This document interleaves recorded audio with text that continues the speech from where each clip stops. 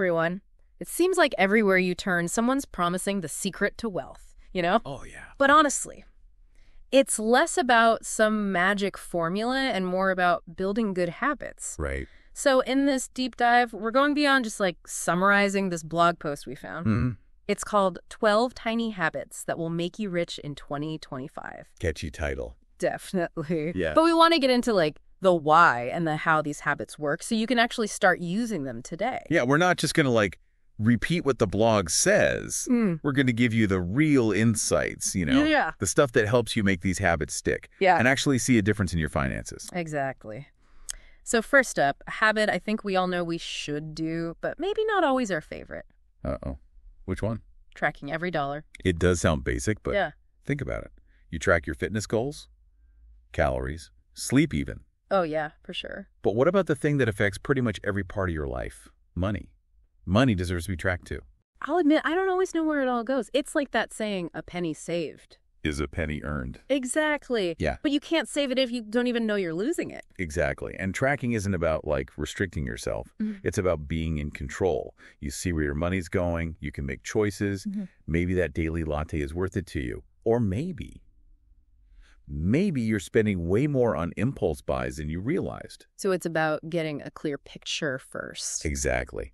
And the good news is you don't need spreadsheets and calculators anymore. Oh, thank goodness. There are apps like Mint or YNB. They do a lot of the work for you. Okay, that makes it way less scary. So habit number 2 kind of builds on that whole awareness thing. Okay. Automating your savings. Oh, this is a good one. Right. It's like you automate bill payments so you're not late. Right. Right. Why not do the same thing for your future self? Just set it up, even a small amount, and boom, you're Yeah. saving without even thinking about it. I love that. Pay yourself first. That's the key. Right. But, you do run the risk of getting a little too complacent. Oh, how so? Well, you might get a raise or start earning more, but if you don't adjust your savings rate, you're leaving money on the table. That's true. So it's good to check in on those automations every once in a while, Yeah, just like you check your tire pressure. makes sense. All right, habit number 3 is one that I'm a big fan of. Reading. Reading. Yep, at least 10 pages of financial literature every day. I like it. It's like anything else. The more you know, the better you get. This is about building up your financial knowledge so you can make those smart choices. Exactly. This blog recommends some classics like The Millionaire Next Door, Rich Dad, Poor Dad, and The Psychology of Money. Oh, yeah. Good choices. What makes those books so impactful, do you think? Well, they really challenge what people think about wealth, Mm-hmm. Like The Millionaire Next Door, it totally busts the myth that you need a fancy lifestyle to be wealthy. Oh, yeah, that's a good one. It shows how powerful it is to just live below your means and invest wisely. So it's not just about getting rich. It's about how to stay wealthy, too. Exactly. And the psychology of money, that one gets into like the emotional side of money, how we make decisions, helps you figure out your own biases and tendencies, Oh, that's so important. Yeah. Okay, so that leads us to habit number 4, which is investing, even small amounts, consistently. The post makes a good point. You don't need to be rich to start investing. Exactly. But isn't it risky to invest if you don't know much? It's actually less risky to start small and learn as you go. Yeah. There are apps now, like Acorns or Robinhood, that make it so easy to get started. And there's this concept, it's called dollar cost averaging, that can help minimize the ups and downs of the market. Hold on, dollar cost averaging, I've heard that, but could you explain it a little? Sure. So instead of trying to time the market perfectly, which, let's be honest, even the experts don't always get right, Right. you invest a little bit at a time. At regular intervals, could be weekly, could be monthly. And the cool thing is, when the market dips, you're buying more shares. When it's high, you buy fewer. Oh, I see. So over time, it kind of evens out. Like a safety net while you're learning. Exactly. Okay, so shifting gears a bit, habit number 5 is something a little more hands-on. Okay, like this. Decluttering and selling stuff you don't use. Oh, I love a good declutter. It's like a treasure hunt in your own house. Right.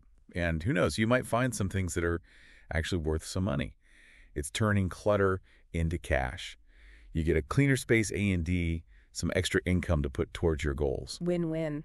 And there are so many platforms to sell stuff now. eBay, Facebook Marketplace, Poshmark. Oh yeah, tons.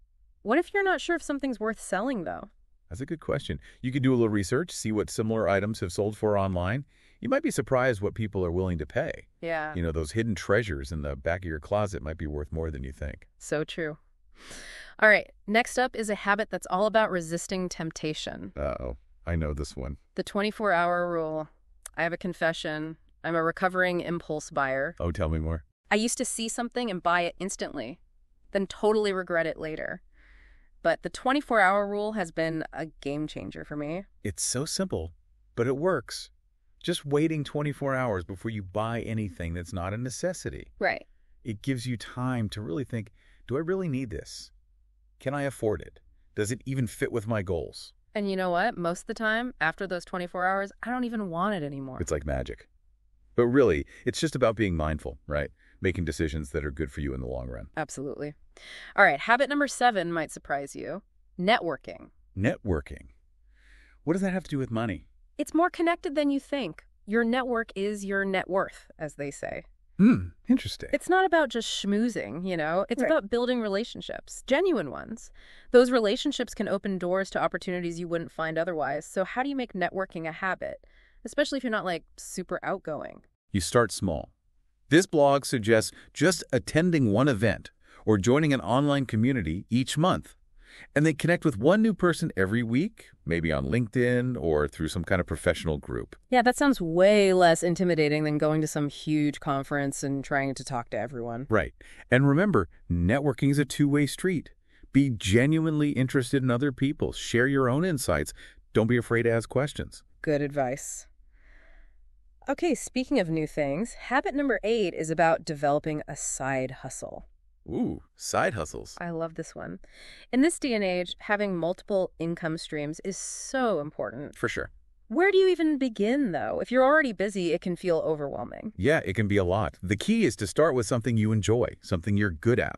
What skills do you have? What are you passionate about? Could be freelance writing, graphic design, teaching online courses, anything. I've seen people turn hobbies into full-time businesses. It's amazing. Yeah, it's really inspiring. How do you balance a side hustle with everything else you've got going on, though? It's about finding those pockets of time and setting realistic goals. Even just a few hours a week dedicated to your side hustle can make a difference. Yeah, it's like planting a seed and watching it grow. Exactly. Yeah. Okay, so habit number 9 is all about setting micro-financial goals. We all have big financial dreams, right? Oh, yeah. But those dreams can feel so huge that you don't even know where to start. Right. It's like, how do you eat an elephant? One bite at a time. Exactly. Micro-financial goals, they break those big dreams down into smaller steps. Much more manageable. This blog has a good analogy, like training for a marathon. You wouldn't just run 26 miles on your first day. Oh, no. You'd start small, gradually increase your distance. It's the same with money. Instead of saying, I want to save $10,000 this year, you could say, I'm going to save $100 a week. Makes it feel more doable. Exactly. And don't forget to celebrate those small wins. Give yourself a little reward when you hit a milestone. Keeps you motivated. Speaking of getting a little uncomfortable, let's talk about habit number 10. Negotiating. Everything. Ooh, this is a tough one for a lot of people. I used to hate negotiating. It felt so awkward. Yeah. But I've realized it's not about being pushy. It's about advocating for yourself. Finding a solution that works for everyone. Exactly. And you'd be surprised how much you can negotiate. Salary, rent, bills, even credit card interest rates. Really? Oh, yeah. The key is do your research. Know what similar things are going for so you know what's reasonable to ask for. Be prepared. Exactly. And remember, even if you don't get everything you want, any little bit you get is a win. It's all about practice. It is. All right, habit number 11. All about staying on top of things. Reviewing your financial progress every month. Like a financial checkup. Exactly. Just like you wouldn't wait until you're seriously sick to go to the doctor, Yeah. you shouldn't wait for things to get really bad to check in on your finances. So you're saying we should schedule this in? The blog suggests putting a reminder on your calendar. Yeah. At the end of each month, just take some time to look over everything. How much did you spend? How much did you save? Are your investments doing okay? So it's like having a financial accountability partner, but that partner is yourself. Exactly. And last but not least, habit number 12. This one's all about your community. Okay. Surrounding yourself with people who are on the same page as you, financially speaking. Doesn't that just happen naturally, though? You hang out with people who share your values, right? To some extent, yeah. But it's about being intentional, Right. seeking out people who are really committed to financial growth. Oh, I see. Think about it. We're constantly bombarded with messages about spending and buying stuff. Oh, for sure. It's easy to get caught up in that. But if you're surrounded by people who are saving, investing, being responsible. It reinforces those good habits. Exactly. It's like having a whole cheerleading squad for your financial goals. Love it.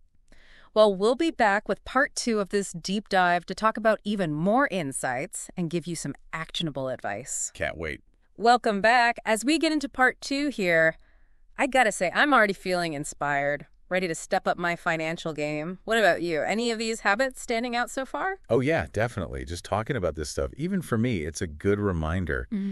Sometimes it's the little things, the small changes that make the biggest difference. Like that first habit we talked about, tracking every dollar. It's easy to dismiss. Oh, yeah. Like, boring. But if you're not paying attention to where your money's going, how are you going to make smart decisions about it? Exactly. It's like trying to drive somewhere without a map. Yeah. You might get there eventually, but... You'll probably get lost a few times along the way. Exactly. Tracking gives you that financial roadmap, helps you stay on course to reach your goals. And with all the apps out there now, it doesn't have to be a chore. No, not at all. Link your accounts, categorize your spending, even set up alerts. It's like having a personal finance assistant in your pocket. Technology is really changing the game, isn't it? But remember, tracking is just the first step.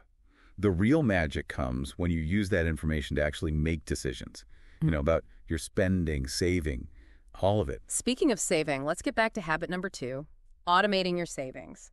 This one's all about making it easy, right? Oh, yeah, for sure. You're basically putting it on autopilot. Set up those automatic transfers to your savings account or your investment accounts, whatever works for you. Pay yourself first. Exactly. It takes the thinking out of it, helps you build wealth consistently, even if you forget to think about it.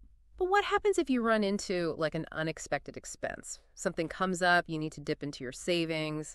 Does that get harder with automation? Yeah, that's a good point. Automation's great, but you do need some flexibility. That's why it's so important to have an emergency fund, a separate stash of money, specifically for those just-in-case moments. So you don't derail your long-term savings goals. Exactly. It's finding that balance. Mm-hmm. Automating to make things easy, but also being prepared for the unexpected.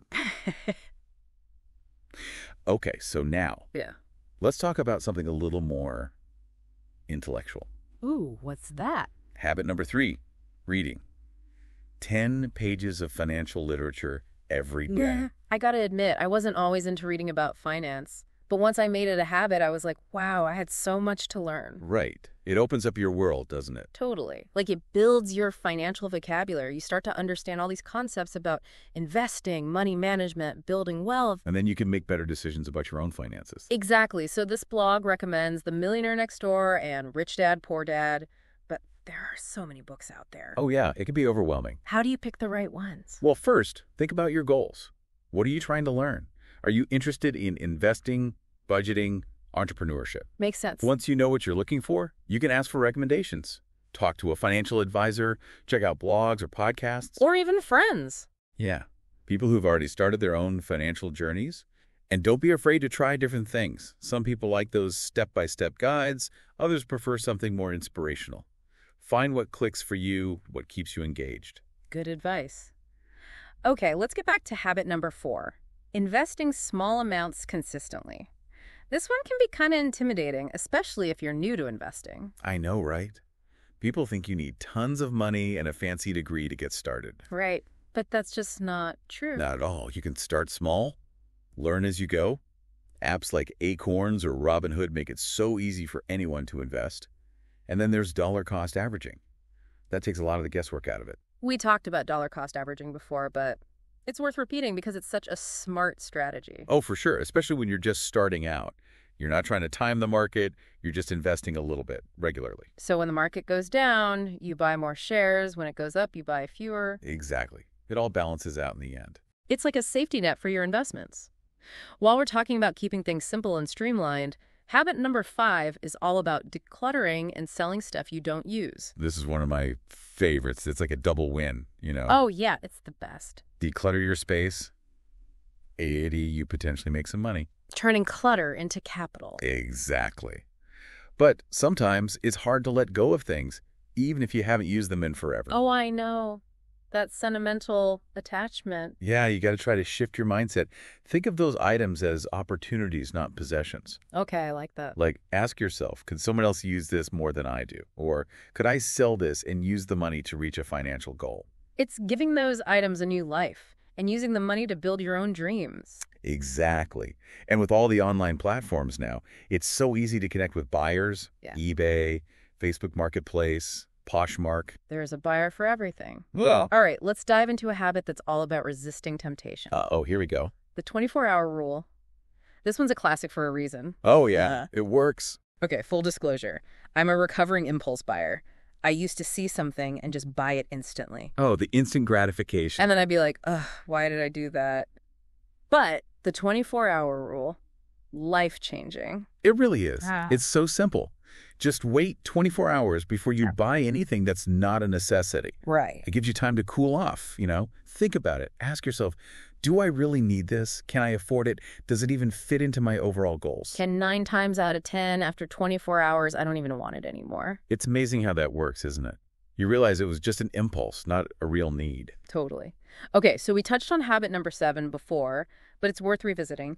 Networking. It's about more than just business, Oh, yeah, for sure. People think it's only for salespeople or something. Right. But building relationships is important for everyone. Absolutely. Some of the best opportunities come from personal connections, jobs, investments, even business ideas. So how do you make networking a habit if you're not, like, a natural extrovert? Start small. Focus on quality over quantity. It's not about meeting as many people as possible. It's about finding your people.